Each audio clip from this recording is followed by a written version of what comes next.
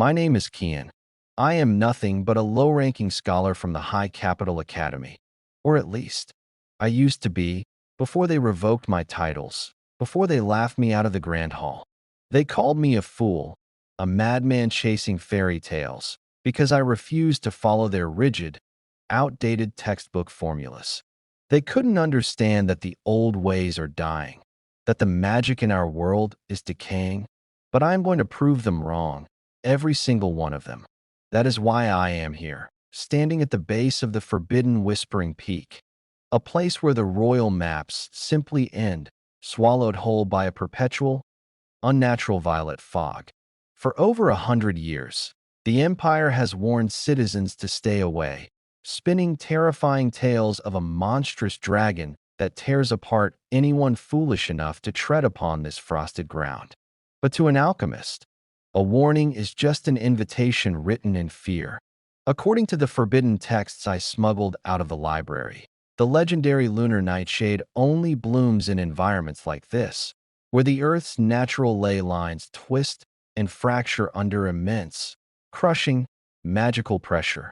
If I can just find it, if I can harvest one single, perfectly intact petal and bring it back to the Academy sealed in an alchemical stasis vial, they will finally have to take my research seriously. They will have to look at the boy they cast out and call me a master. But, heavens, the legends didn't mention how suffocating this fog would be. Just a few more steps. Come on, Kian, force your legs to move. Just one foot in front of the other. You can't let your knees give out now, not when you are this close to the summit. The air, it's freezing, but my chest feels like it's completely on fire. My lungs are screaming for oxygen. Yet the atmosphere up here is so thick, so heavy. It feels like trying to inhale damp velvet. Focus on the goal. Kian, remember why you left the safety of the capital. Remember the laughter of the high alchemists when you presented your theories on the ley lines. They called you a dreamer. They called you an amateur who chased fairy tales instead of sticking to standard textbook formulas. But the texts from the forbidden section of the Grand Library didn't lie. They couldn't have. The charts clearly stated that the lunar nightshade only blooms in places where the Earth's natural ley lines twist and fracture under immense, crushing, magical pressure. If I can just harvest one single, perfectly intact petal, if I can bring it back to the Academy sealed in an alchemical stasis vial, they will finally have to take me seriously. They won't be able to look down on my research ever again. They will have to admit that I was right all along. They will have to look at the boy they cast out and call me a master. Wait, what was that sound? Stop moving. Kian, just stop and listen. That wasn't the sound of the wind. It was a low, deep, guttural rumble that felt like it vibrated right through the soles of my leather boots. It sounded like a massive boulder shifting deep within the belly of the mountain, or thunder. No, that's completely impossible. The sky above is entirely shrouded, and the air around me is dead silent. There isn't a single breath of wind up here to rustle the leaves. Yet the violet fog is swirling and churning around my ankles like a living, breathing creature. It's watching me. I can feel it. The mist isn't just moisture in the air. It feels heavy, almost sticky against my skin. It smells incredibly strange up here, too. It tastes like sharp ozone on the back of my tongue, mixed with the metallic, bitter tang of old, rusted brass, and burnt ash. The magical pressure is rising with every single step I take. The atmosphere is so dense it feels like walking underwater. Don't lose your footing now. Kian, keep your grip tight on the lantern handle. The glass is rattling against the brass frame because my hands are shaking so badly. You've come far, too far to turn back, just because of a few local ghost stories whispered by superstitious villagers at the base of the mountain. They are just stories. Dragons haven't been seen in this empire for over 100 years. It's just an empty peak with a strange microclimate. That's all it is. It has to be. Let me just lean against this massive tree for a second to catch my breath. My heart is hammering a frantic, erratic rhythm against my ribs, and my vision is blurring slightly around the edges. Let me just rest my hand here. Wait, what in the world is this? This bark, it isn't cold like the mountain air. It's warm. Shockingly, unnaturally warm. If I press my palm flat against the rough surface of this oak, I can actually feel a rhythmic, low thumping deep inside the wood. It feels exactly like a slow, heavy pulse. It's as if hot, boiling blood is pumping right beneath the bark instead of normal sap. This entire forest isn't just growing on the mountain. It's being kept alive by it, fed by an ancient, terrifying source of raw mana. The violet fog is starting to part up ahead. The pale yellow light from my brass lantern is barely cutting through the haze, but I can see it now. There's a massive, jagged shadow rising out of the crags just a few yards away. It looks like giant, broken teeth biting into the sky. Whatever is waiting for me up there, whether it's the legendary flower or something far worse, the true ascent has officially begun. There is no turning back now. I will find the truth of this mountain, even if it kills me. The trees, they're thinning out. The twisted roots are finally giving way to smooth, carved stone pathways. Heavens, look at the size of these gates. They're half buried under a century of rock slides, cracked right down the middle as if a massive force smashed through them.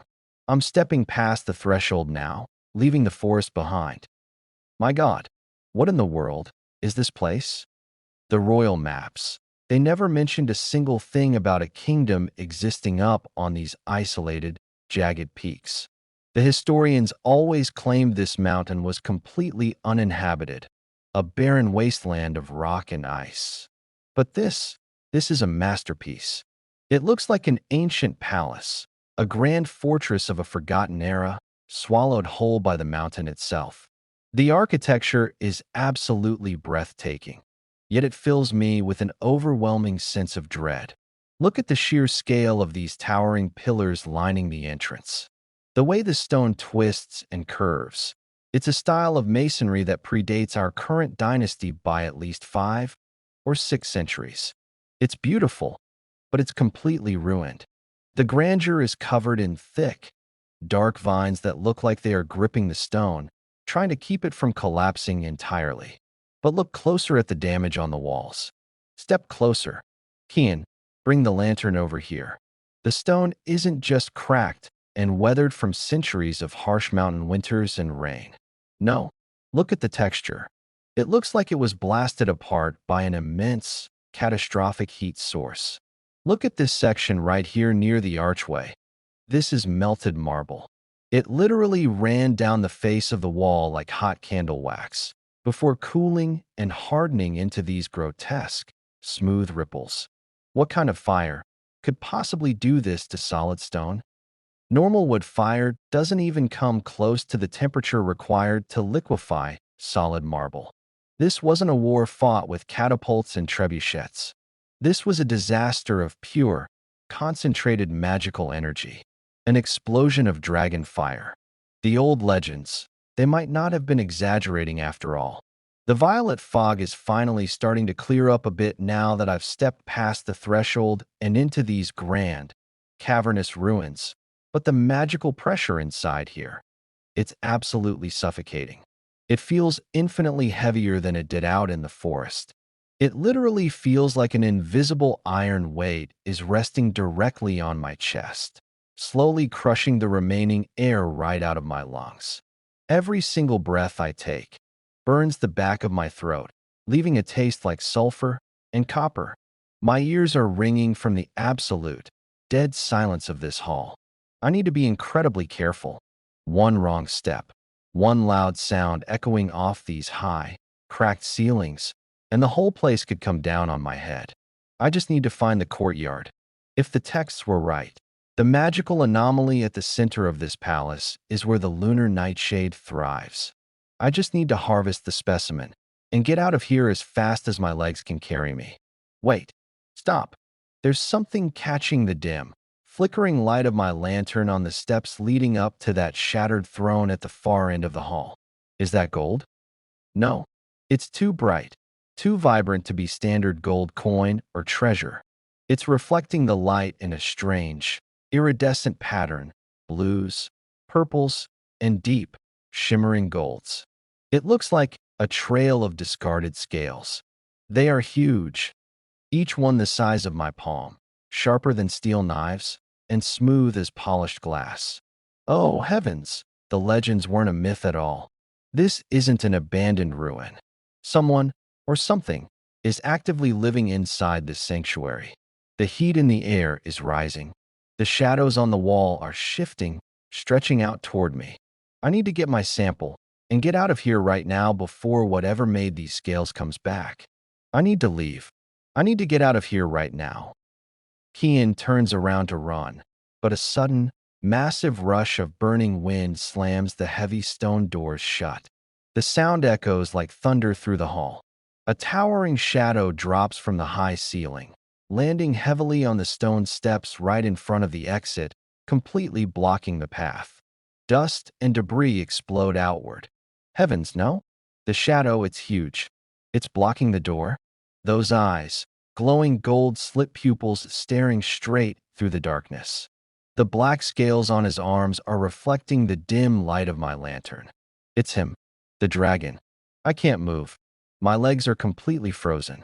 The heat radiating off his body is burning my skin. He's stepping closer.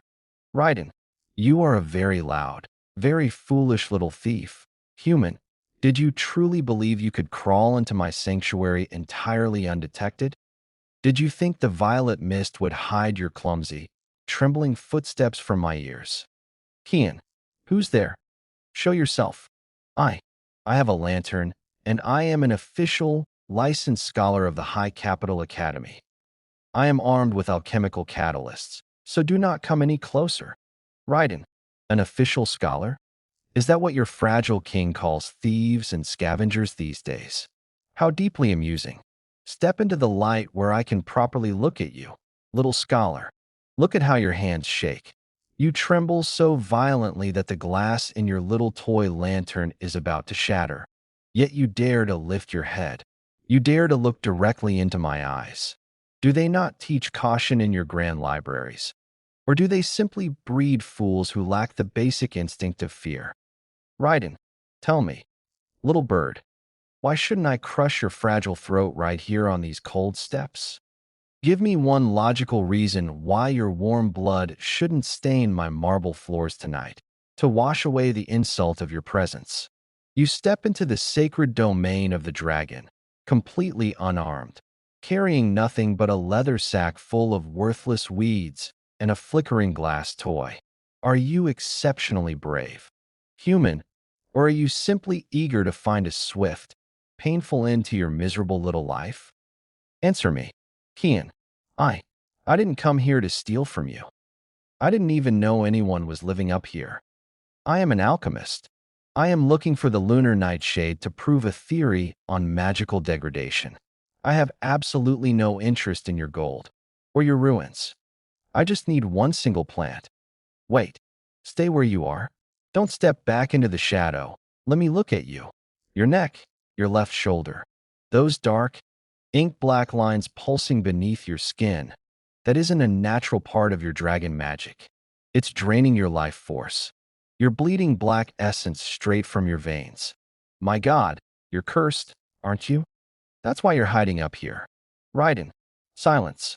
You know absolutely nothing about me. Human, you dare to look at my afflictions. You dare to judge the state of a prince. Your tongue will be the very first thing I tear from your body if you speak of that corruption again. It is none of your concern. Your life was forfeit the exact moment you stepped into this hall, and no amount of clever words or scholarly observations will save you from my wrath. If you know what is good for you, you will close your eyes and accept your fate, because I have entirely run out of patience with your kind. Raiden steps forward, his massive, clawed hand reaching out through the dark, his fingers curling into a fist as the air grows suffocatingly hot.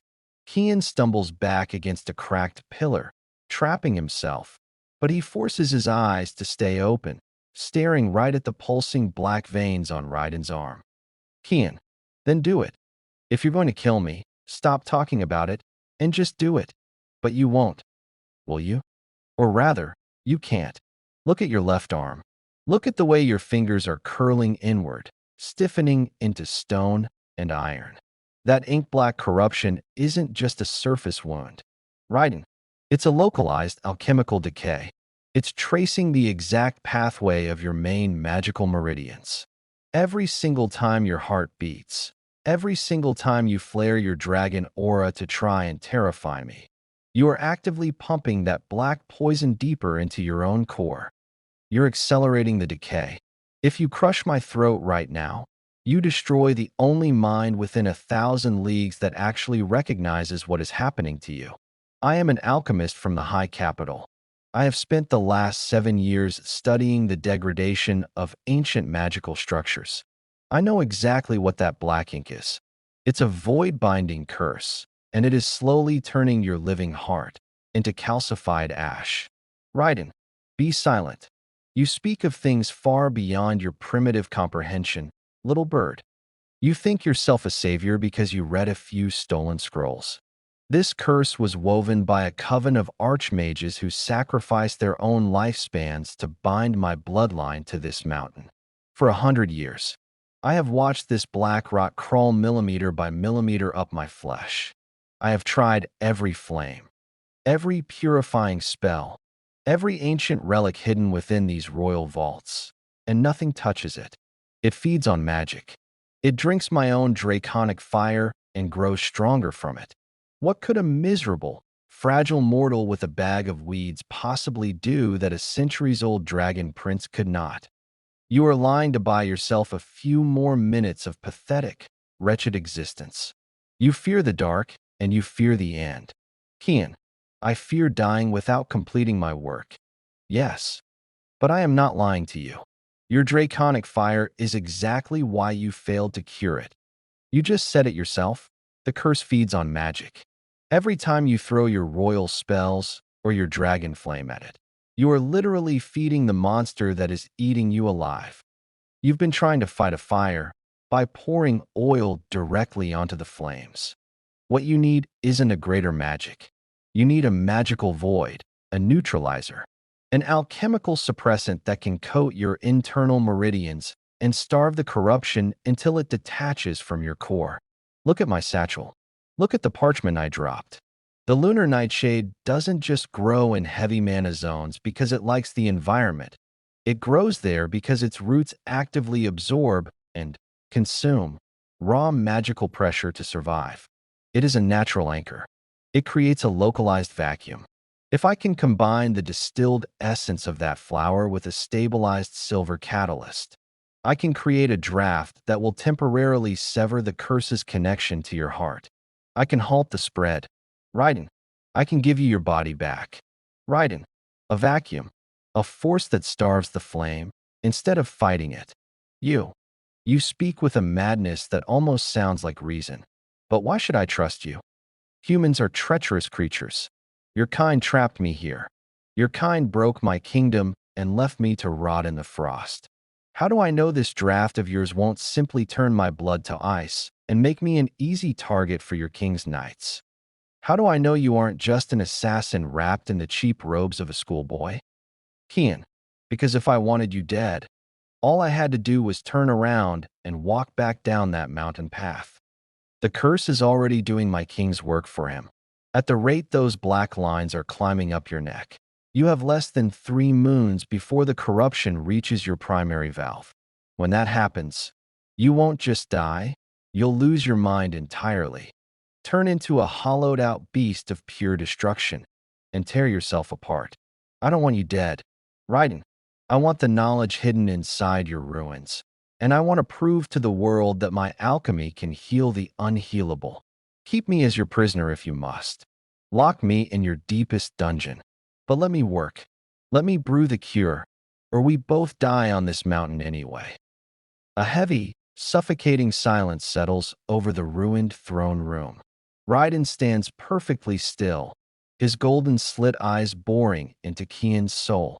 The crackling heat radiating from his scales slowly begins to recede, the air cooling just enough for Kian to take a shaky breath. Finally, Raiden lowers his massive, stone-stiffened arm.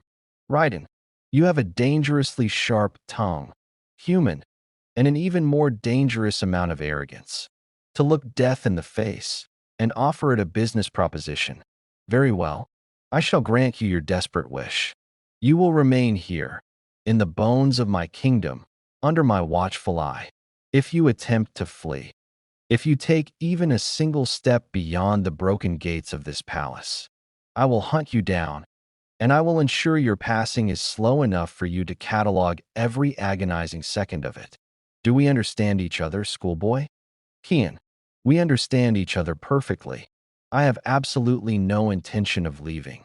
Not until I have extracted the essence of the lunar nightshade and proven my theories to be correct. But if I am going to build a functional alchemical lab in these ruins, I am going to need more than just a bag of weeds. I need tools. I need a stable heat source. And most importantly, I need access to whatever ancient archives remain within this palace. Your curse is rooted in pre-dynastic magic. The texts at the Academy only scratched the surface. If I am going to synthesize a true neutralizer, I need to read the primary sources. I need to see the original spell weavings of the coven that bound you. Raiden, you dare to demand access to the sacred vaults of my house. The knowledge contained within those chambers has been sealed for a century, protected by wards that would turn your fragile flesh to ash before you could read the first line. Humans are fragile, covetous creatures. You claim to want a cure, but how do I know you do not simply crave the lost arcana of the Dragon Lords to sell to your precious academy? How do I know this isn't just an elaborate ruse to strip my home of its last remaining treasures? Kian, look around you. Raiden, your palace is already stripped, your kingdom is buried in ice, and you are actively rotting from the inside out. What use do I have for lost arcana if I am dead? What use do you have for sealed vaults if your heart turns to calcified ash in 3 moons? The Academy threw me out because they feared my methods. I don't want their approval anymore.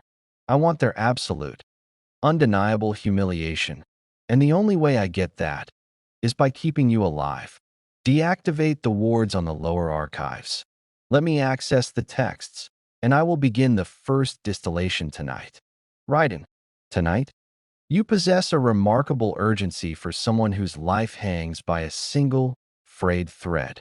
Follow me, little bird, and stay close to my shadow.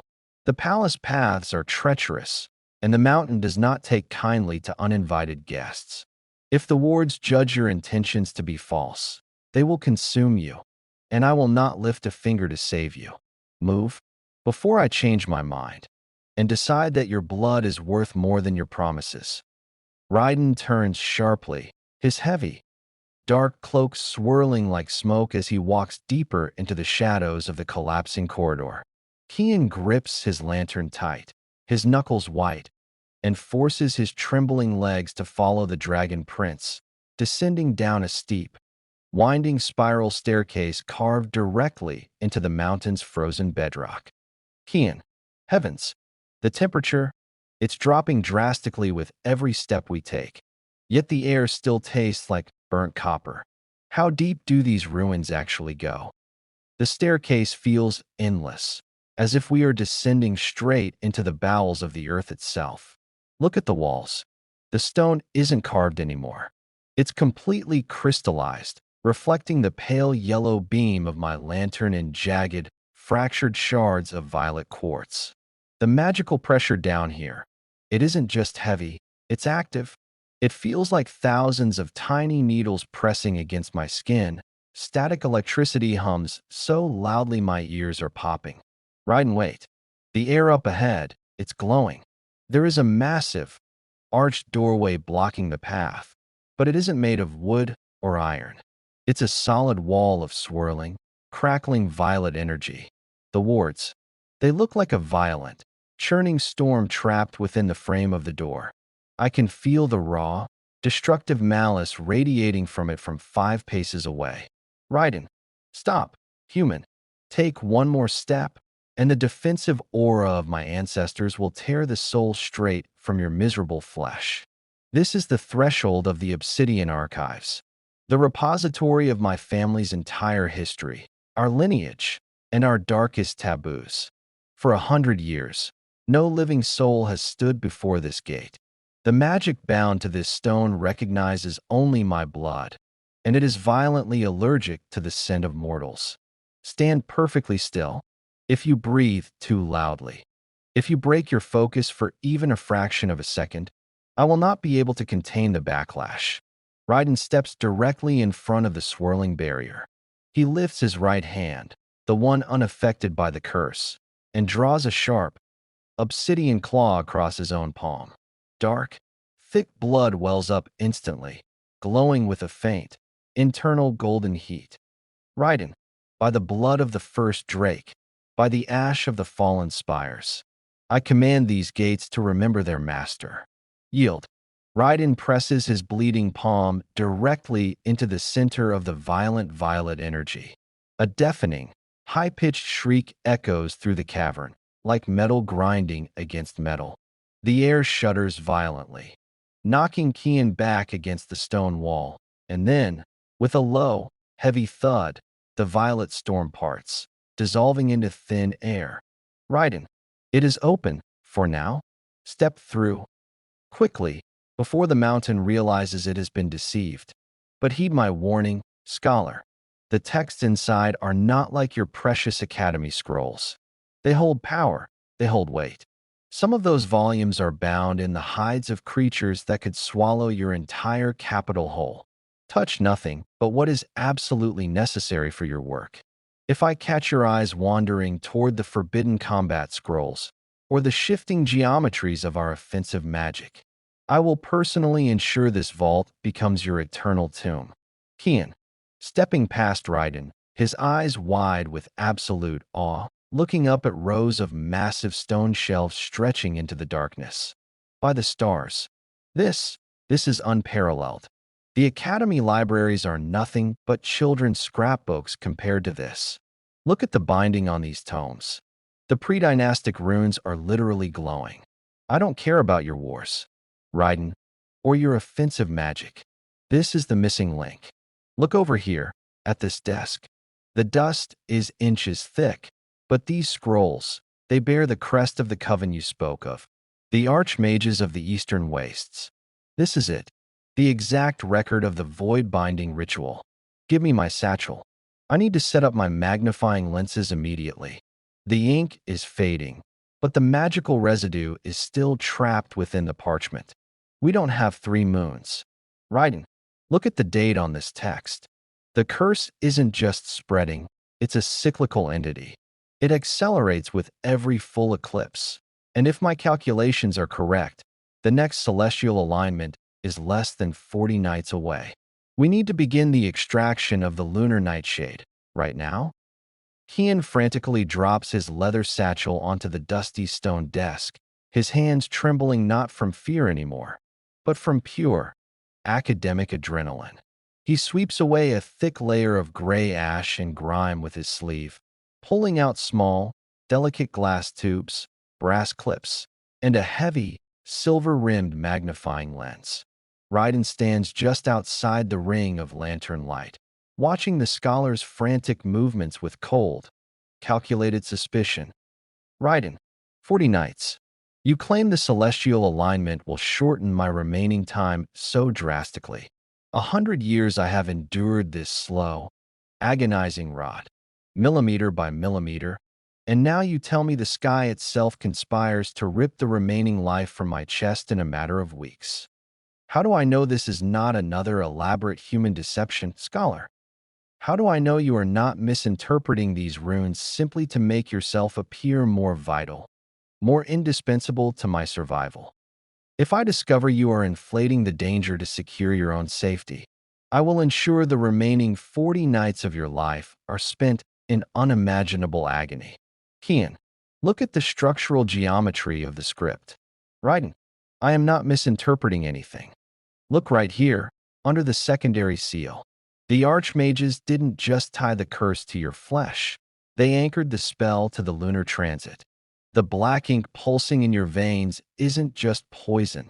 It's an alchemical mirror, reflecting the low tide of the world's ambient mana. When the moon passes fully into the shadow of the earth, the ambient mana drops to absolute zero for 3 hours. Without the external pressure of the world's magic holding it back, the void-binding curse will experience a massive, violent expansion. It won't just crawl up your neck, it will flood your primary valve in a single, catastrophic surge. I don't need to lie to you. The math is right here on the parchment, and the math does not care about your suspicions. If we don't have the neutralizer completely synthesized and stabilized before the eclipse hits, you will turn into a mindless, hollowed-out husk, and you will flatten this entire mountain range before your core finally implodes. Raiden. His golden pupils narrow to razor-thin slits, a low, dangerous growl vibrating deep within his chest, causing the glass vials on the desk to rattle.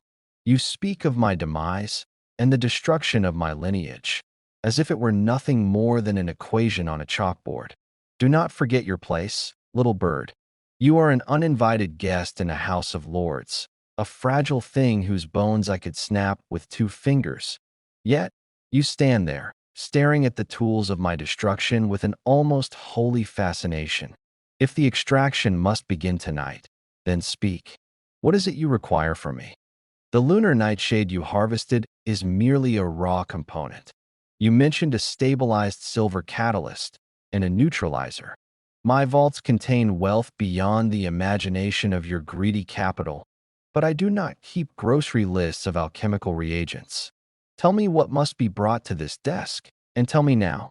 Kian, lifting the heavy magnifying lens to his eye, squinting deeply at the microscopic fibers of the ancient scroll. I don't need your gold. Raiden, regular gold is too chemically inert to bind with void essence. I need quicksilver, pure, unrefined cinnabar, or, if you have any stored in the lower mining vaults. And I need your blood, specifically, the blood from your left arm, the arm affected by the corruption. Wait, don't look at me like that. Listen to the science. The lunar nightshade creates a localized vacuum. Yes, but if I introduce a foreign neutralizer into your system, your draconic immune response will immediately attack the medicine before it can reach the curse. We have to trick your body. We have to bind the distilled essence of the flower to a cellular matrix that your core already recognizes as its own. I need to extract the tainted blood, separate the black ink from the healthy red plasma, using a heavy silver centrifuge, and then use the remaining plasma as the chemical carrier for the draft. It is the only way. We are going to use the very corruption eating you alive to map the path for the cure. Raiden, stepping out of the darkness, the flickering yellow light illuminating the horrific, ink-black lines creeping up his neck, his face twisting into a mask of grim resolve. You wish to bleed a dragon and mix my sovereign essence with a common weed found in the dirt. The audacity of your species truly knows no bounds. But the logic is infuriatingly sound. Raiden, very well, scholar. I will provide the blood, and I will send my shadow familiars to scour the deep tunnels for the cinnabar or you require. But heed this final warning tonight. If your hand slips, if your silver centrifuge fails, or if the draft you brew turns out to be nothing more than a poison designed to paralyze my core, I will use the last 3 hours of my sanity during that eclipse to ensure the high capital burns to absolute ash, with you trapped inside the gates. Let us begin, human.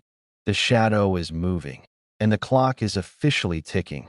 Raiden steps heavy, his massive frame casting a giant silhouette across the stone shelves as he lowers himself onto a ruined stone bench across from the desk. He aggressively pulls back his dark sleeve, exposing the entire length of his left forearm. The black, ink-like lines are visibly pulsing beneath his scales, moving with a sickening, rhythmic twitch that matches his heartbeat. Kian, heavens! Up close, it looks even more aggressive than I calculated. Keep your arm perfectly still. Raiden, do not flex your muscles. And for the love of the stars, do not let your internal fire flare up. If your blood pressure spikes right now, the silver collection needle won't be able to puncture the scales, and the internal heat will literally crack my glass vials before the fluid even hits the base. I'm opening the stasis kit now. Look at this needle. It isn't normal steel. It's tipped with a diamond-honed silver alloy, specifically designed to pierce heavy, magical hides without triggering an automatic elemental defense response. I am going to place the tip right between the intersection of these three black lines near your wrist. This is going to sting severely. The corruption has likely made the surrounding nerves hypersensitive. Hold your breath. On 3. 1, 2, 3. Raiden. His jaw clenches violently. A low, sharp hiss escaping his teeth as the silver needle punctures the space between his scales. The glass vial immediately begins to fill with a thick, sluggish fluid that is deeply terrifying to look at. Half crimson, half midnight black. You speak of stinging. Human, to a creature that is bathed in the molten cores of the lower peaks. This pain is nothing but a phantom itch compared to the absolute, white-hot agony of the curse's birth. But look at the fluid. Look at how the black ink actively tries to climb back up the silver tube. Even as your little vacuum pull draws it out. It has a will. Kian, the corruption isn't just a passive disease. It is a living, malignant malice. It knows what you are trying to do. I can feel it twisting inside my marrow right now, resisting the extraction, pulling back toward my primary valve with a desperate strength. Hurry, Scholar. The pressure in my veins is rising. The needle is starting to heat up. Kian, his fingers flying across the desk, quickly securing the filled vial and snapping it into a small, hand-cranked brass centrifuge mechanism lined with polished silver sheets. I see it. I see the resistance. Hold on. Just hold on for 5 more seconds. I'm sealing the chamber now. Now, I have to spin this manually to separate the densities. The black void ink is significantly denser than your draconic plasma because it lacks a true physical weight. It's pure, compressed negative energy. Listen to the sound of the brass gears hum. We need to hit a perfectly steady rhythm. If I spin too fast, the red cells will rupture and mix permanently with the poison. If I spin too slow, the separation will fail completely. Look inside the viewing glass. Raiden, look right there. It's working. The heavy black sediment is settling toward the bottom of the vial, forming a dark, crystalline crust, while the clear, golden-red plasma is rising to the top. We are actually doing it. We are isolating the template. Raiden, watching the spinning brass mechanism with a mixture of absolute fascination and deep, lingering dread, his breathing slowly stabilizing as the needle is withdrawn. A mortal device, driven by nothing but gears, levers, and a scholar's trembling hand. To think, my ancestors fought this curse with the entire magical might of the High Covens, throwing mountains of fire and storms of lightning at the dark, only to perish in the ash. And here you are, separating the very fabric of my doom using a silver mirror and a crank. It is humiliating. Yet, it is the first time in 100 winters that the burning in my forearm has actually dulled to a dull ache. Perhaps there is a twisted kind of power in your fragile science, little bird. But the gold plasma, it is isolated now. What is the next step? The nightshade flower still sits untouched in your satchel, and the violet mist outside the door is beginning to press against the threshold once more. Kian, carefully using a glass pipette to draw the golden plasma out of the vial, transferring it into a secondary mixing cauldron over a low, steady alchemical burner. Now comes the most delicate part of the entire process, the synthesis. Kian, I have to introduce the crushed petals of the lunar nightshade into your plasma, but the flower's vacuum property is incredibly volatile. If I drop it in too quickly, it will instantly collapse the plasma's molecular structure, turning the whole batch into a useless, gray sludge. I have to grind the petal into a microscopic dust using this obsidian mortar and add it grain by grain. matching the exact frequency of the boiling fluid. Watch the color change. It should shift from golden red to a deep, vibrant emerald green. If it turns blue, we are in massive trouble. If it turns blue, the mixture has gone completely toxic. Here goes the first grain. Stay back. Raiden, do not let your breath disturb the surface of the cauldron. Watch the steam rise. It's starting to twist. It's starting to change. The emerald vapor begins to curl upward, twisting into intricate, geometric patterns that mimic the ancient runes on the archive's shelves. The golden red liquid ripples violently, absorbing the glowing dust of the lunar nightshade petal by petal. Raiden leans forward slightly, his golden eyes reflecting the soft, eerie green glow illuminating the dark desk. Raiden, it is turning green, a deep, vibrant emerald, exactly as you predicted. The air down here, it is changing. The heavy, suffocating weight of the mana pressure. It is being drawn directly into the cauldron, as if the liquid is drinking the very atmosphere of the room. I can feel the static hum in my ears dying down. The needles pressing against my skin, they are fading.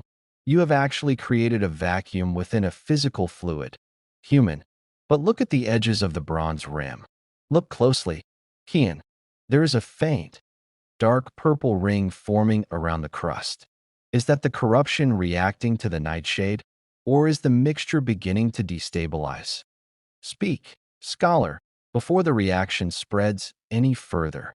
Kian, his eyes wide, sweat dripping from his brow as he carefully uses a silver stirring rod to keep the fluid moving in a perfect, clockwise spiral. It's not destabilizing. It's the void essence left in your plasma waking up. It realizes it's being cornered. The purple ring is the residual curse trying to fight the vacuum effect of the flower. This is the critical moment. If I stop stirring, the purple ring will expand and contaminate the entire batch, turning the mixture completely toxic. I need to lock the reaction in place. Right now, I need the cinnabar or the shadow familiars you sent into the lower tunnels. Have they returned yet? I need the unrefined quicksilver to act as a heavy, physical anchor. It will bind the green nightshade essence directly to the draconic plasma, sealing it so the curse can't dissolve the mixture from the inside out. Raiden, look behind you, in the dark. Those tiny, glowing red eyes shifting near the corridor threshold. Are those your familiars? Tell them to bring thee or to the desk, quickly. My wrist is cramping, and I can't hold this stirring rhythm for much longer. Raiden, turning his head toward the pitch-black hallway, letting out a low, resonant click from the back of his throat. A cluster of small, smoky shadows glide forward, dropping a heavy, jagged chunk of crimson-red stone onto the edge of the desk before melting back into the darkness. They have delivered the cinnabar, raw and untamed from the deepest veins of the frost crags. But the stone is solid. Kian, it is encased in hard, crystalline quartz. How do you intend to extract pure quicksilver from a solid rock in a matter of seconds? Your little burner doesn't possess a fraction of the heat required to smelt raw ore. If you need white-hot flame to break this stone, you will have to rely on my draconic fire, and we already know what my magic does to the ambient pressure of this room. It will ignite the vacuum. It will blow your fragile cauldron to absolute pieces. Tell me what to do, human. The purple ring is widening. It is creeping toward the center of the liquid. Kian, gripping the silver rod with one hand, using his teeth to pull the cork out of a small, clear vial of alchemical acid from his satchel. I don't need your fire. Raiden, I told you, science overrides brute force. Watch this. I'm pouring highly concentrated nitrotic acid directly onto the crimson fractures of the ore.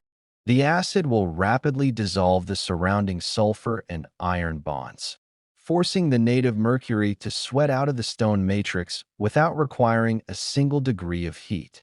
Look at the surface. It's bubbling. A thick, silver liquid is forming in the grooves. Heavy, pure quicksilver. I'm tilting the stone, letting the silver droplets slide directly into the green fluid. 1, 2, 3 drops. Keep watching. Raiden. The silver is sinking. It's wrapping around the purple ring, dragging the void residue down to the bottom of the cauldron and encasing it in an inert, metallic shell. The fluid, it's clearing up. The emerald color is stabilizing. It's perfectly bright, glowing like a polished gemstone. We did it. The first draft is officially complete. Raiden, reaching out a massive, clawed hand, carefully picking up the small glass vial that Kian has poured the finished green liquid into, holding it up to the lantern light. The elixir of the vacuum, born from a weed, a dragon's blood, and a mortal's madness. Raiden, it is beautiful, yet it feels entirely unnatural. Looking at it makes my scales crawl, as if I am staring into a small pocket of absolute nothingness. The burning in my arm has stopped entirely, replaced by a strange, hollow numbness.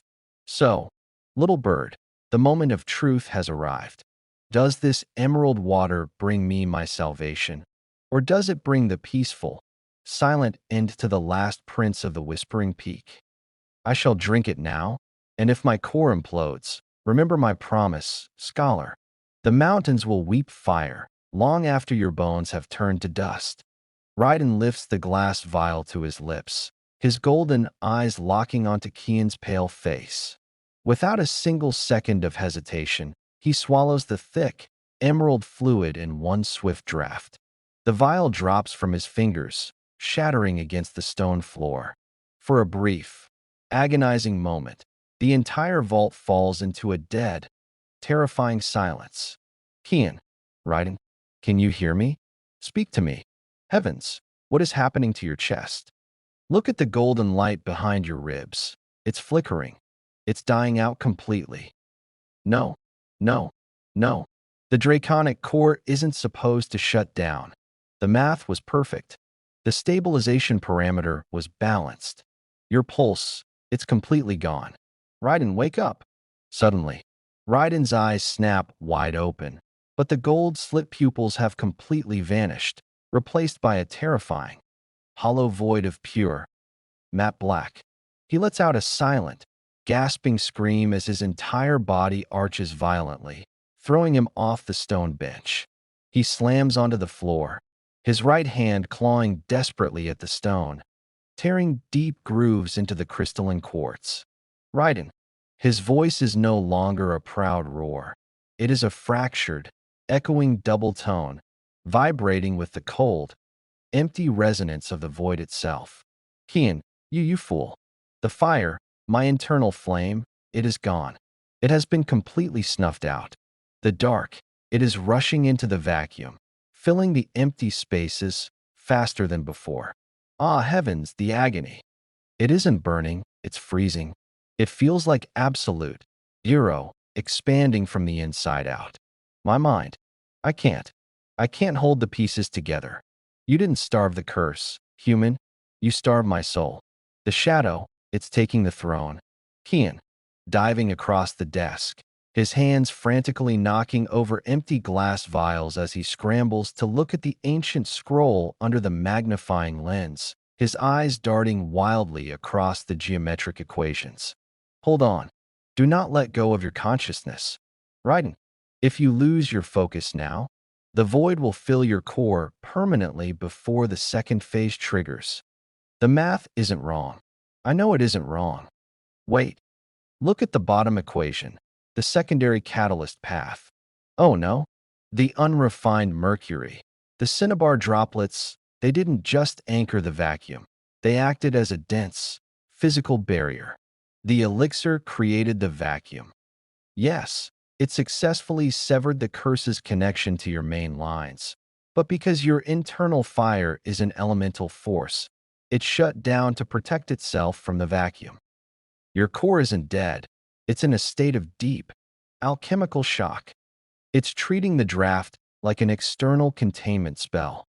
We need a kinetic jump, a thermal shock to force the draconic flame to spark back to life before the vacuum collapses the heart walls entirely.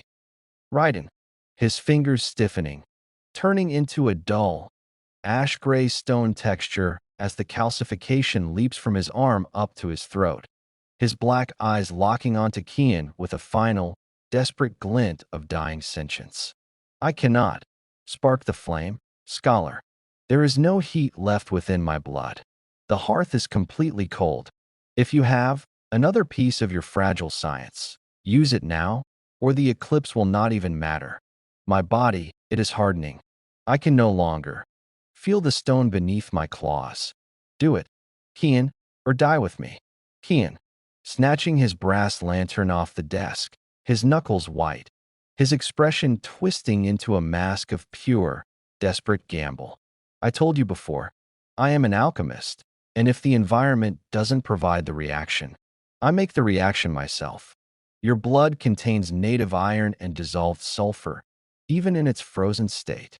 If I introduce a highly reactive, concentrated alkaline base directly into the extraction point, the chemical friction against the remaining mercury will create an instantaneous, localized exothermic eruption inside your main meridian. It's going to feel like a lightning strike directly inside your heart. I'm breaking the seal on my primary catalyst vial. Forgive me for this. Raiden. Kian slams the silver needle back into the puncture wound on Raiden's stiffening wrist, forcing a clear, smoking fluid directly into the dark, frozen vein. For half a second, nothing happens, and then a bright, blinding gold flash ignites beneath the dragon prince's skin, traveling up his arm like wildfire. The golden flash races up Raiden's arm, illuminating his dark veins from within like molten lava splitting through stone. For a single beat, the dragon prince violently convulses, his back arching so hard the stone floor beneath him cracks. A sound like a dying furnace echoes from his chest, and then a massive, explosive gasp rips from his throat as the black mat in his eyes shatters, returning to a blazing, molten gold. Raiden, gasping heavily, his massive chest heaving as he slams his hands onto the floor, the stone smoking beneath his newly warmed claws. Heavens! The fire, it has returned. It didn't just spark. Kian, it erupted, like a volcano trapped within the narrow walls of my veins. The cold, it is gone.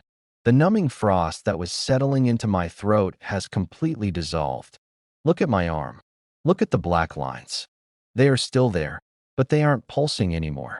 They are completely static, like dead charcoal, frozen in place beneath my scales. The vacuum it held, the chemical barrier you forced into my blood has successfully cordoned off the corruption. You mad, reckless little bird. You actually did it. Kian, slumping back against the dusty stone desk, letting out a long, ragged breath he didn't realize he was holding, his hands shaking violently as he drops the empty glass catalyst vial. By the stars, it worked. The exothermic flash was exactly what your core needed to override the shock. Don't move too quickly, Raiden. Your internal temperature is still normalizing. The black lines are static because the curse has been effectively starved of your magical energy. It is dormant, cut off from your primary valve. But do not deceive yourself into thinking this is over. This draft is only a temporary suppressor, a structural patch. The vacuum will hold the corruption at bay, but it will not dissolve the binding script written into your lineage. We have bought ourselves time, exactly as I promised, but the 40 nights until the eclipse are still counting down. This was just the first step. Now, the real translation work begins. Raiden, slowly rising to his full, towering height, the dark cloak settling around his broad shoulders, his golden eyes fixed on Kian with a newfound, heavy weight of respect. 40 nights, to untangle a knot woven by the strongest covens of the old world. A mortal who treats a curse like an equation, and a dragon who must rely on a bag of weeds to keep his heart from turning to ash. Very well, scholar. The first trial has been passed. You have proven that your fragile science possesses teeth. The Obsidian archives are yours to strip. The texts are yours to read. But do not grow comfortable in your victory, schoolboy. The mountain is watching, and the moon is already beginning to turn. Gather your lenses. The night is deep, and the shadow does not wait for mortals to catch their breath. Raiden turns his back, his heavy silhouette moving toward the deeper, unlit alcoves of the vault, leaving Kian alone in the small ring of pale yellow lantern light. Kian looks down at his hands, which are still trembling slightly, before he slowly reaches out to drag a massive, leather-bound tome toward the center of the desk. Kian, whispering to himself, his voice echoing softly against the endless stone shelves. The shadow doesn't wait, and neither will the Academy. Let them look for me in the capital. Let them think I fled because I failed. They have no idea what is buried up here. They have no idea what we are about to rewrite. Look at this diagram. The geometric patterns of the binding spell, they aren't static loops at all. They are fluid channels, shifting with the changing gravity of the lunar cycle. If I can map the exact rate of the expansion, I can anticipate the curse's movements before the eclipse even begins. But the silver catalyst, its shelf life inside draconic plasma, is terrifyingly short. The mercury will begin to degrade within 7 days. I'll need to refine a secondary stabilizing agent, something that can withstand the intense, internal heat of his core without triggering another exothermic eruption. He stops, his eyes widening as he turns a heavy, brittle page. Wait, what is this? This isn't an Archmage's signature. This script, it's different. It's older. The Coven didn't create the void-binding curse. They didn't invent the script at all. They unearthed it from the very foundation of this mountain. Raiden, come back here. Look at the primary seal on the third chronicle. Your ancestors didn't just build their palace on this peak because it was defensible. They built it here to act as a lid. The curse isn't trying to destroy your bloodline. It's trying to break through it. Heavens, what did your family actually bury beneath these floors? A heavy, suffocating silence returns to the vault as Kian's words echo off the stone walls. The dark alcoves at the back of the chamber seem to deepen, and for several agonizing seconds, there is no movement. Then, the slow, deliberate sound of heavy footsteps approaches from the dark. Raiden steps back into the lantern light, his golden eyes fixed on the ancient page. Raiden, you should have left that volume sealed, scholar. Some secrets are buried not out of shame, but out of survival. You speak of a lid, of a foundation built upon a cage. You think your precious academy taught you the true history of the world? They taught you the history written by the victors, the clean, sanitized version of the past. My ancestors did not inherit this mountain. They conquered it, and they bound the ancient malice that once ruled these crags directly into the bedrock. The Coven did not invent the curse. They simply used the very poison beneath our feet and turned it into a key. If my bloodline fails, if my core implodes during the celestial alignment, the seal does not just break, it shatters completely. The void you felt creeping into your soul a moment ago, that was merely a single drop leaking through the cracks. Imagine the ocean that waits beneath the floorboards. Kian, his fingers tracing the glowing, ancient grooves of the primary seal, his voice dropping to a tense, horrified whisper. An ocean of absolute nothingness. The math, it alters everything. I thought we were fighting a localized biological corruption, a localized rot. But if the curse is linked to the mountain's foundation, then the vacuum elixir I just gave you isn't just suppressing the poison. It's altering the balance of the seal itself. By isolating the void essence within your plasma, we didn't just stop the rot. We created a localized pressure differential. Look at the runes on the margin, right? The seal requires a constant, symmetrical flow of draconic magic to maintain its weight. By using the mercury to cordon off the corruption, we have inadvertently thinned the magic on the eastern quadrant of the floor. The static hum, it isn't dying down because the danger is passing. It's dying down because the energy is concentrating, preparing to rip through the weakest point. Listen, beneath us, Right now, that isn't the sound of the mountain shifting. That is the sound of the bedrock cracking. Raiden. His jaw tightens, his right hand slamming onto the desk, his sharp claws embedding directly into the ancient wood as a sudden, low vibration rumbles through the stone floor. Silence, human. Do you hear that? It is the shifting of the lower vaults. The wards on the lower archives, they aren't just deactivating. They are collapsing. The shadow familiars. I can no longer feel their presence in the deep tunnels. Their connection to my core has been completely severed. You claimed your science overrides brute force, schoolboy, but your science has just broken the lock on a door that has stayed shut for 100 winters. The eclipse is 40 nights away, but the balance has already shifted tonight. Pack your kit. Grab the scrolls. We cannot remain in these lower archives any longer. The depths are waking up, and they know exactly who holds the key. Raiden grabs Kian by the collar of his scholar's robes with his uncorrupted hand, effortlessly hoisting him backward just as a jagged fissure splits the stone floor right where the desk stands.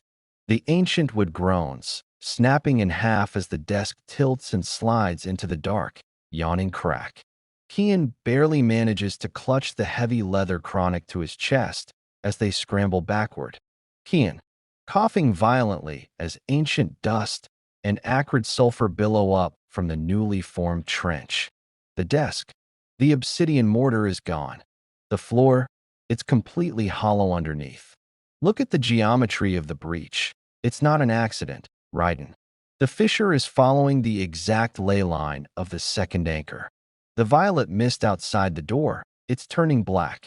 It's losing its luminosity because it's absorbing the negative energy from below. If that smoke touches my lungs, the vacuum property will literally collapse my respiratory tract. I don't have the draconic constitution to survive a direct exposure. Raiden, stepping in front of Kian, his massive frame shielding the scholar as the black mist begins to pour through the cracks in the floor like liquid ink, his golden eyes burning like twin torches in the gloom. Then draw shallow breaths, little bird, and stay glued to my shadow. The path to the upper sanctuary is a spiral stairwell carved into the central pillar of the mountain. It is reinforced with high coven masonry, but if the foundation is warping, the steps will be misaligned. Look to the archway. The shadows are massing. From the absolute darkness of the corridor, the mist begins to take shape. Elongated, faceless silhouettes with limbs like jagged obsidian blades rise from the floor, their hollow chests emitting a low, rhythmic clicking sound that mimics the ticking of a broken clock. Kian, those aren't just minor familiars. Those are void sentinels, the ancient guardians the coven left behind to police the cage. They don't recognize the difference between the dragon prince and the curse anymore. To them, any movement in this vault is a breach of containment. Look at their blades. They are coated in the same matte black sediment we just isolated in your blood. If they nick your scales, they will reintroduce the infection directly past the mercury barrier. Do not let them strike your left arm. The stabilization will fail instantly. Raiden, letting out a fierce, resonant roar that shakes the remaining stone shelves, his uncorrupted right hand igniting with a brilliant, white-hot draconic flame. Let them come. I am the blood of the Whispering Peak, and I do not bow to the tools of my ancestors. Raiden lunges forward, his right fist swinging in a wide arc. A wave of intense, blinding fire erupts from his claws, slamming into the first wave of sentinels. The shadows hiss violently, their dark forms evaporating into ash where the heat touches them, but the sheer force of the blast causes the ceiling above them to groan, dropping heavy chunks of stone. Kian, stop. Raiden, stop. The thermal shock from your fire is expanding the air pressure too fast. The vacuum in the room is reacting to the heat.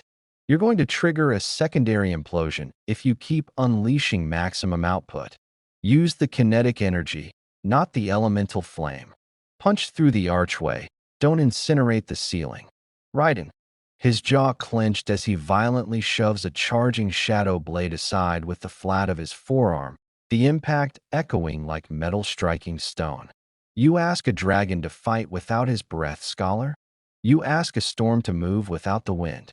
He grabs the stone rim of the archway, his immense strength ripping a massive block of masonry free from the wall, and hurls it down the corridor, crushing 3 sentinels beneath the weight and clearing a temporary path toward the stairs.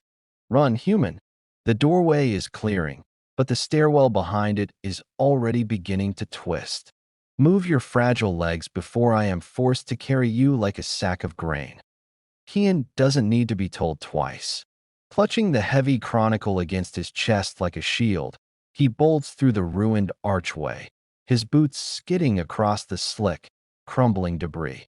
Raiden follows immediately behind, his massive form acting as a physical barricade against the remaining shadows that snap and hiss at their heels.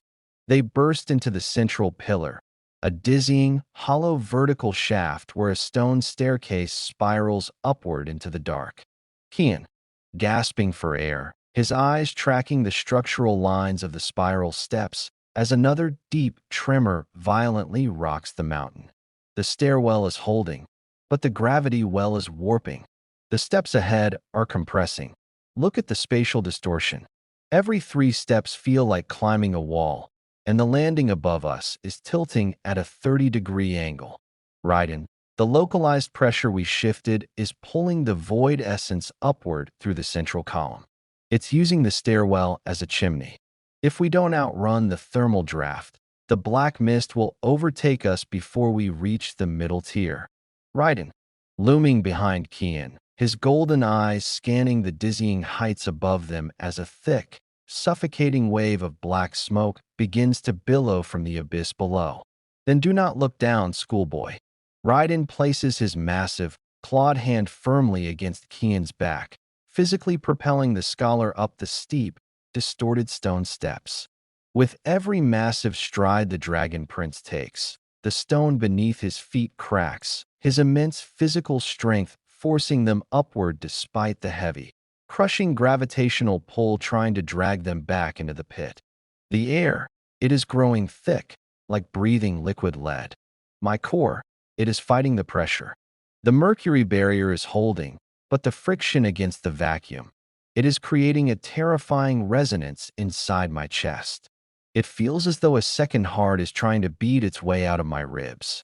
Kian, leaning hard into the stone wall to stay upright as the steps beneath them violently shudder, his fingers digging into the ancient masonry. That's the pressure differential. The vacuum inside your veins is trying to equalize with the high-pressure void rising from the depths. Whatever you do, do not let your core vent the energy. If you release the pressure now, the containment script in your blood will tear open completely. We are almost to the middle tier landing. Just 20 more steps. Look out above you. The vault's ceiling is shedding its skin. A massive 3-ton block of decorated coven masonry detaches from the high archway above, hurtling straight down the center of the spiral shaft directly toward them. The air screams with the velocity of its descent. Raiden, pushing Kian violently into a shallow alcove in the wall, his golden eyes flashing with raw defiance as he plants his feet, throwing his uncorrupted right arm upward to meet the falling boulder. I told you, human, I do not bow to stone. With a deafening roar, Raiden's fist connects with the center of the falling mass. The sheer, kinetic force of the impact shatters the massive block into 1,000 stinging fragments that rain down into the abyss below. The shockwave rattles Kian's teeth and leaves the air smelling heavily of pulverized quartz and ozone. His breath coming in ragged, heavy snarls, his clawed hand trembling slightly from the impact. The landing is clear. Move, Kian, before the pillar itself decides to collapse. Kian, scrambling out of the alcove, his face pale and covered in gray stone dust, but his eyes locked onto a heavy, iron-reinforced doorway just ahead on the platform. The sanctuary door. It's right there. The runes on the frame are still intact, They are tied to the upper mountain's grid, not the foundation. If we can get inside and drop the physical deadbolts, the localized wards will insulate us from the chain reaction below. Help me with the seal, Raiden. My silver rod won't clear the mechanism alone. Raiden lunges past Kian, slamming his massive shoulder against the heavy iron-reinforced door just as Kian drives his silver rod into the central glyph. The ancient runes flash a bright, defensive gold, resisting for a fraction of a second before the combined force of Kian's alchemical alignment and Raiden's brute strength shears the mechanism. They tumble into the upper sanctuary, throwing their weight against the door to slam it shut. Kian slams the massive physical deadbolts into place one by one, the iron bars dropping with heavy, definitive thuds. The moment the final latch clicks, the deafening roar of the crumbling stairwell outside instantly drops to a muffled, distant vibration. The air in the sanctuary is stale and cold, but blessedly free of the suffocating black mist. Kian, slumping against the reinforced door, his chest heaving as he slides down to the stone floor, the heavy chronicles still locked tightly in his arms. The seals held. The insulation script on this threshold is completely independent of the lower grid. The pressure wave is bypassing us, venting out through the northern mountain flues instead. We are safe, for now. He looks up through the gloom of the sanctuary, his breathing gradually slowing down as he looks at Raiden. Look at your arm, Raiden. Check the lines. Did the shockwave crack the mercury barrier? Raiden, standing in the center of the quiet chamber, his eyes closed as he takes a deep, internal inventory of his magic, before slowly raising his left wrist into the faint moonlight filtering through a high-slit window. It is stable. The charcoal lines are quiet. The lightning strike you injected into my meridian has settled into a low, dull thrum. The hearth is warm again, but the fire feels different now. It feels guarded. He turns his gaze down to Kian, his expression unreadable in the shadows. You pulled me out of the shock, scholar, and you read the spatial distortion on those stairs before the gravity could crush my ribs. I gave you 40 nights to save my life, but it seems you have already saved it once tonight. Kian, letting out a dry, exhausted chuckle, wiping the gray stone dust from his forehead. Don't thank me yet. We just traded a slow poison for a ticking bomb. We managed to trap the corruption inside your core, but the foundation of this entire peak is compromised because of the shift. The 7 depths are active. We didn't just buy time to cure you. Now we have to find a way to re-anchor the mountain before the eclipse, or there won't be a high capital left to burn. He forces himself to stand, clutching the book tightly as he looks around the sanctuary. We start working immediately. No more lower archives. We use the texts we salvaged, and we map the heptagonal matrix from here. Raiden, a slow, grim smile spreading across his sharp features as his gold-slit pupils catch the moonlight. Spoken like a true madman of the academy. Very well, little bird. The sanctuary is your workshop, and my blood remains your canvas. Let us see if your fragile science can hold up the sky. Kian walks over to a heavy stone table in the center of the sanctuary, clearing a space among the centuries-old dust to lay out the massive leather-bound chronicle. He carefully opens the brittle pages, his fingers tracing the complex geometric diagrams under the pale light of the moon. Kian, look here, Raiden.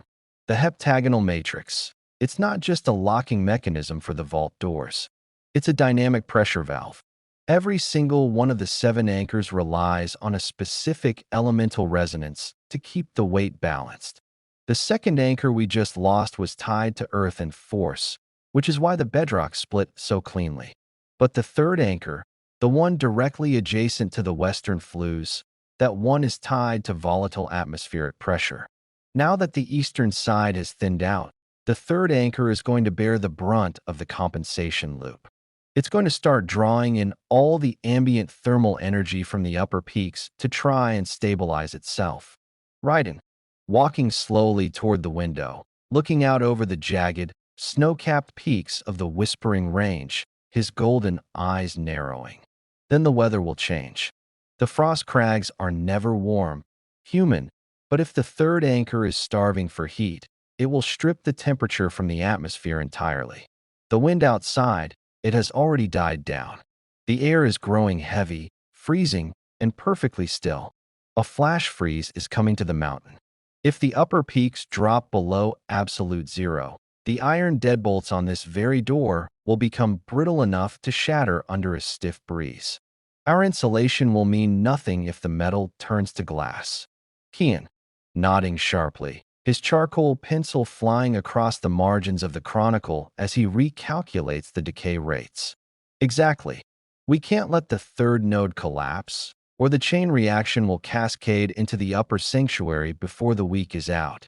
We need to create an artificial thermal anchor here, a counterweight to trick the third node into thinking the balance has been restored. I still have the residual nitrotic acid and the remaining sulfur compounds from the cinnabar or in my satchel.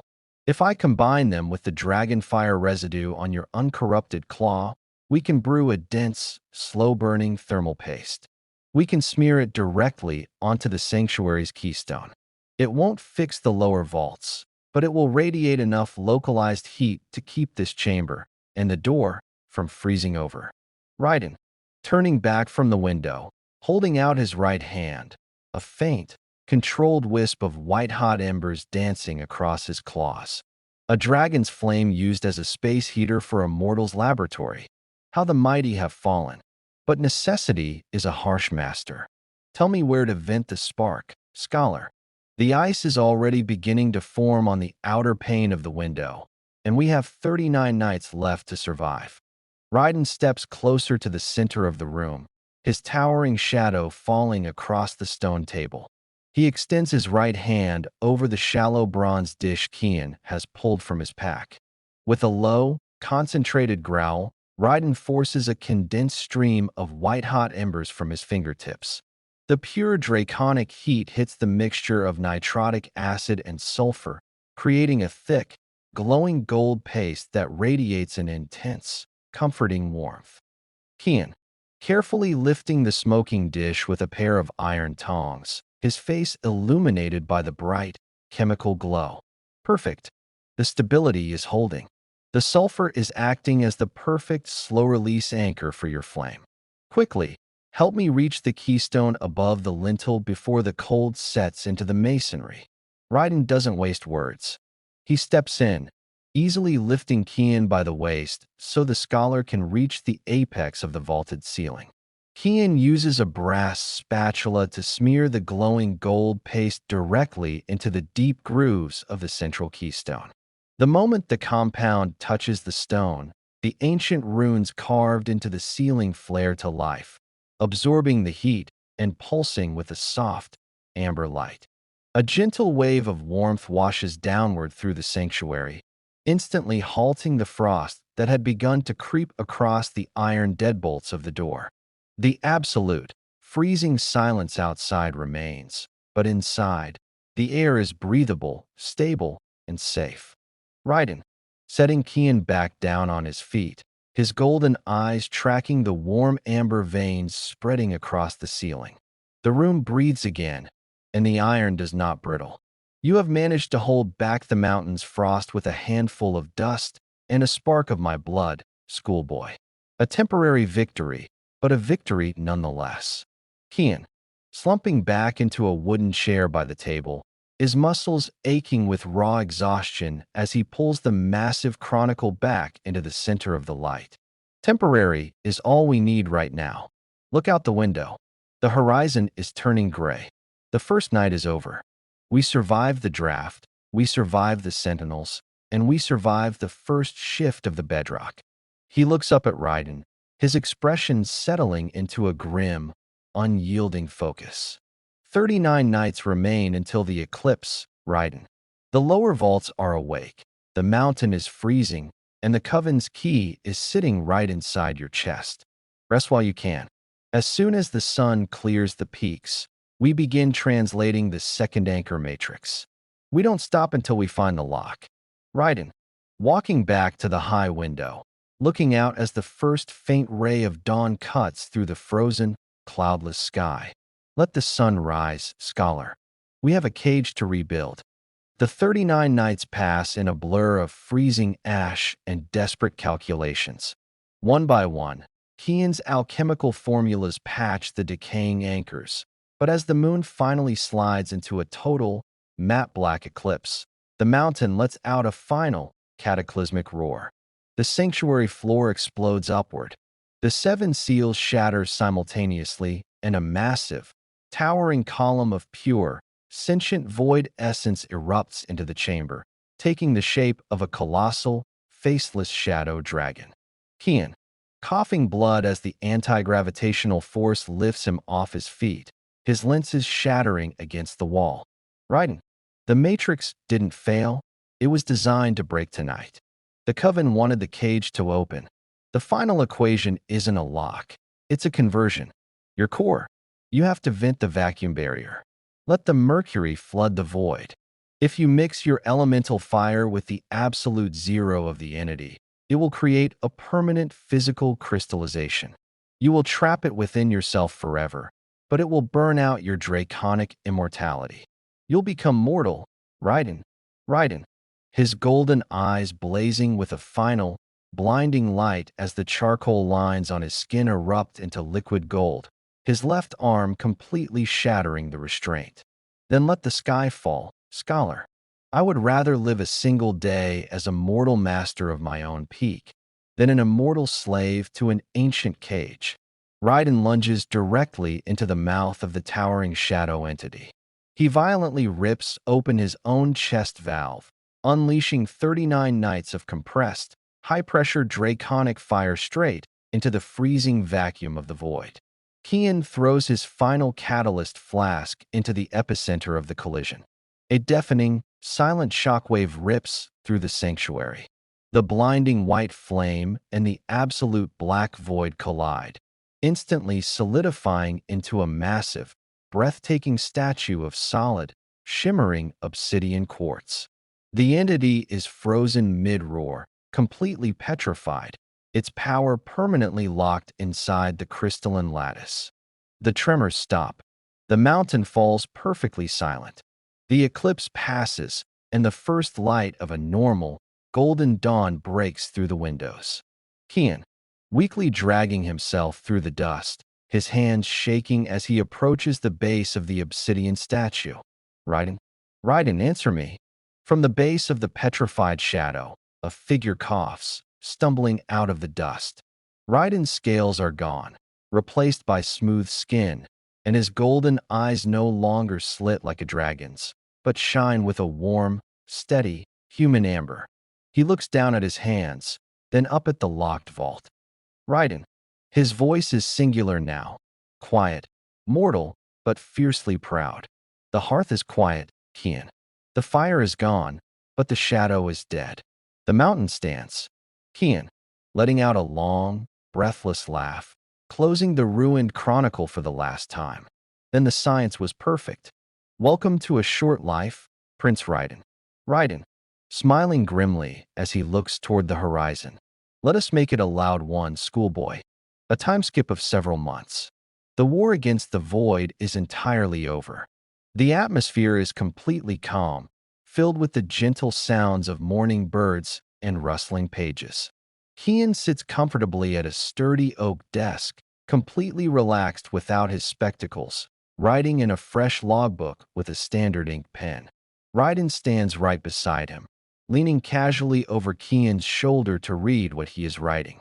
Raiden's arms are completely human, tan, and unscarred by the old cursed gold veins.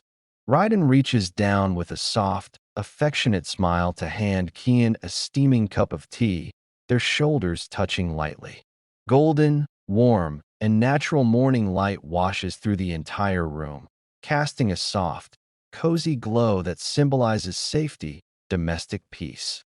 Some stories end in fire and ruin, but ours ends in the quiet of a morning that finally belongs to us.